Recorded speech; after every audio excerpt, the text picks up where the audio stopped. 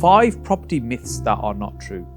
Number 1, people think you need a lot of money to be able to get started in property. And this was my belief when I first started 16, nearly 17 years ago. The belief was that, look, you need money to be able to get into property because money makes money, right? No. Well, that was my belief as well. I thought actually you needed a certain amount of money to start. But actually there's many creative ways to be able to profit from property and make money from property. Some of it might just be about controlling property. Some of it may be around a service in property. So for example, by controlling property, it could be option contracts, it could be rent-to-rent contracts, where you control the property and you're able to generate money from that particular property. But then also, for example, if you're sourcing property deals and selling them on, it's a service you're providing and you can create income from property that way in order to lead on towards purchasing. How is it you can purchase property without any money? Well, the way you can purchase property without any money is not using your money and using other people's money, which is how my business transitioned initially from sourcing to acquiring property by working with other people that had the money. And you bring enough value to the table to say, hey, look, I'll find the deals, I'll get it renovated, I'll get it let, I'll manage it. Whatever value you're bringing that somebody can see that that's valuable, and then they're investing in that business. So essentially using other people's money to fund the purchases, meaning that actually it is possible to start in property without any money. Myth number 2 is property is passive. Well, sometimes people think, well, look, I'll purchase a property and I'll forget about it. It's going to generate me an income, or I'll make a lot of money from property and I don't need to do very much. I'm just going to sit on a beach and occasionally I'll open the laptop and just glance at all the money coming in through the bank. And the reality is that's not true, because there always needs to be some work that needs to happen. And this is like a business. It's about thinking about it in business. Many people think about property as an investment, i.e. they park their money in and then the thing is going to generate a return for them and they don't need to do anything else. The reality is that, let's say you purchase a property, you've got to manage the works on that property, you've got to think about costs that you're going to be incurring, operational costs, running costs, finance costs, etc. That property will be up and running once a tenant's in there. You've got to manage the managing agent, look after the property, make sure things are being done. You can't just assume that the person you've passed the responsibility to is just going to take care of everything. It's your responsibility to make sure they are doing the things that need to be done. So yes, property can be passive to an extent, but often it requires a little bit of time, effort and diligence on your part to keep an eye on things and make sure things are working the way they need to be. So let's say you want to do serviced accommodation. That's a very hands-on strategy, requires a lot of time and effort, not only setting it up, but then also running it as a day-to-day business. It's very time intensive. But actually, as you grow that business, you can start scaling it in such a way that you put systems and processes in place and people to run and operate those systems and processes, meaning you can free you up from that business so you don't need to be involved in it in a day-to-day basis.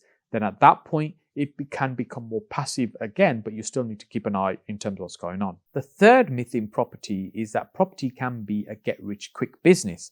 Now, the reality is that many wealthy people will keep money in property, or they'll have made money in property, and that can lead us to believe that the wealthiest people are involved in property. Now, that may be the case, but the reality also is that they haven't done that overnight.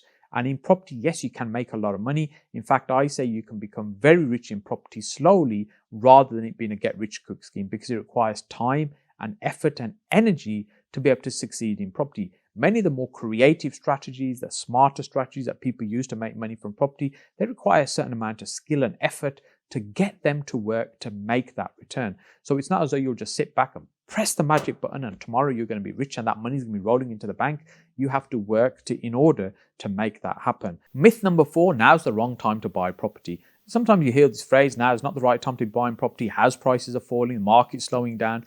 Well, actually, that tends to be the general perception, but when you think about it, there's always deals to be had in every single market. What you need to do is understand what a deal is and how do you find it.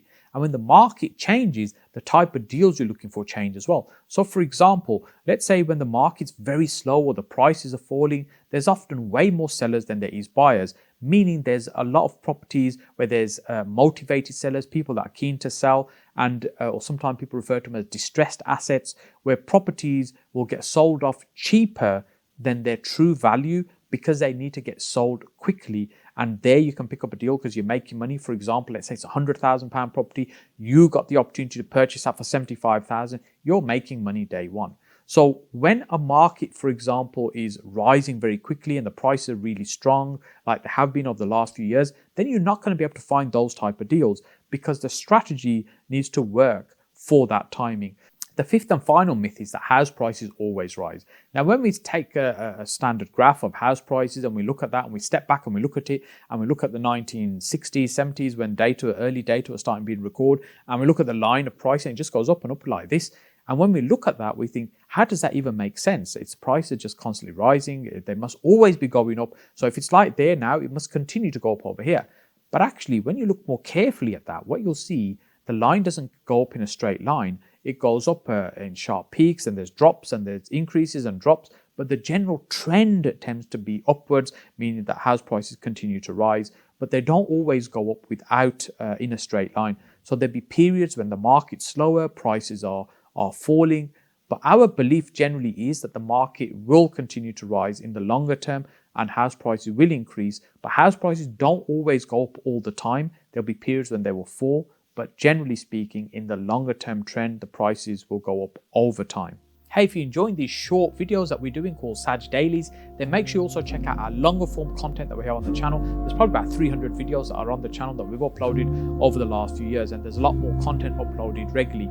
And if you're enjoying it, then make sure you click on that like button. Also subscribe to the channel, but more importantly, leave me a comment. Let me know what it is about these videos you're particularly enjoying and particularly liking. And once you've done that, make sure you click on this video and I'll see you over here next.